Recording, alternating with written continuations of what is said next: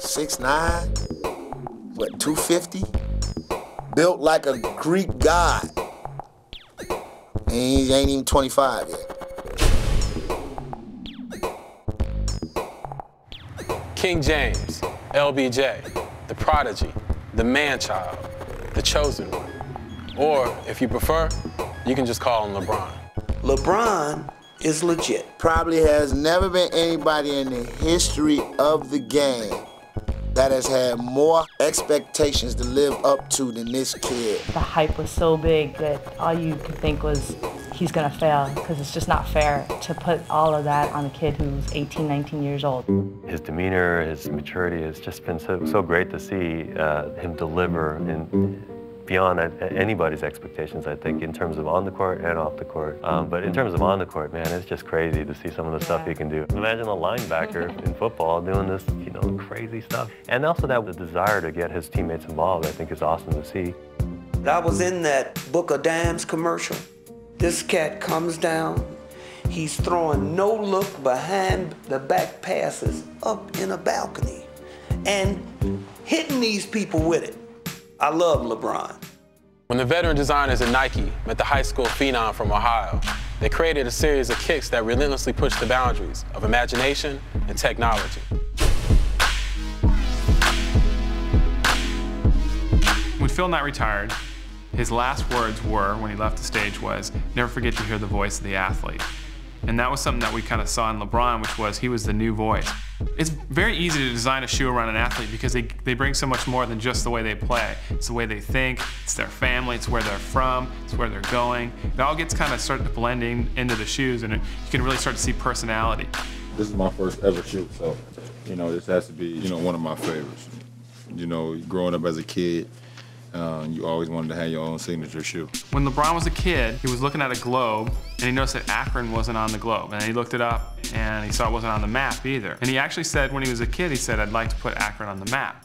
I got to know him before we signed him, actually, because we would go visit with him, watched him play in high school a little bit. LeBron, when he first got his first shoe, we didn't know him that well. So let's go actually talk to him more about it and get more involved with him. And the idea was that he just needed a little bit more comfort, and he needed a little bit more cushioning. So we invented a new Zoom bag for him. Zoom Air is great because it gives you great cushioning, but at the same time it gets you really low to the ground. So Zoom Air becomes a good solution for players at the highest levels of sport. The second LeBron shoe was, performance-wise, is very similar to the first one because he liked it. The mind of Ken Link, I guess, goes a little crazy, and he made the LeBron too, which is great. What you saw in the first shoe and hopefully in this next shoe was this idea of getting after that hybrid nature to the athlete. It has to be very quick and low to the ground, very responsive for that point guard. And at the same time, it has to be built for a guy who's 6'8", 240, who can drop down to the post and post up a guy who's 6'8", 7 feet. He actually took a picture out of a magazine, he tore it out, and it was this picture of this bulletproof vest. And he's kind of like, this is kind of like my game. When we looked at it, we really liked this thought of this utilitarian kind of aspect to a bulletproof vest. It just kind of does what it says it does. And so we took that kind of same approach with the shoe, which is very much the lines and the way that it's built. It really kind of created the overall aspect of the shoe and the way that it looked and stuff. 3 was when I really started to open up, knowing a little bit more about the shoe game and how they were created and things like that. I wanted them to be light, I wanted them to look good, and I also wanted them to feel good. This shoe, the leather was dope. This was just a dope shoe. So the 3 actually encompasses a whole new way of looking at this whole heel chassis that locks the heel back into the footbed and still allows the forefoot to move and make that first quick step. This big guy really needs to be really cinched down. The 2 was more raw. This one was a little bit more dialed up, and the idea of dressing him up and getting him ready for the game. See if you really want it, ball when you step up on the court. You supposed to be in the new LeBron Force for real. If I improve from one off season to the regular season, my team automatically improves. Well, I think this was a great way to keep LeBron kind of harnessed to the footbed and really worked well for him on court. But we recognized that we could do something a little more special, a little more revolutionary, and at the same time a little more holistic for his performance needs. And I think that's where the idea of Foamposite came in. Foamposite is a technology we've had for quite a while, but it's been refined, and the idea is to create a guardrail system for such a big athlete. So again, cutting to the right or to the left is not a problem. What's exciting about the 4 is that taking that protective benefit and that support benefit of Foamposite, but adding this new learning of freeing the foot and letting it be as flexible as possible.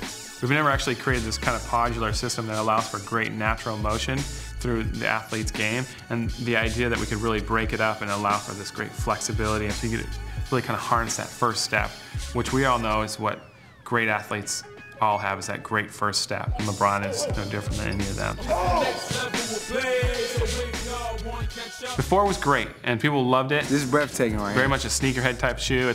It's a nice material. We already in the championship and we won, baby. And really, this was a lot of the learnings that we got out of the 4.